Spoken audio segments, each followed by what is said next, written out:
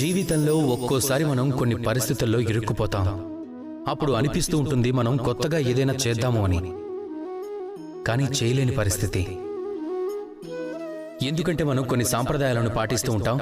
ఆ సాంప్రదాయాల్ని అతిక్రమించడానికి అంగీకరించలేము. మనసులో పుట్టే ప్రశ్న ఒక్కటే, నలుగురు ఏమనుకుంటారో ఏమోనని, అపార్థం చేసుకుంటారేమోనని.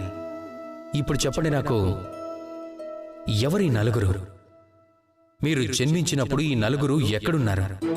మీరు ఏదైనా కఠిన సమస్యల్లో చిక్కుకున్నప్పుడు ఈ నలుగురు ఏమైపోయారు?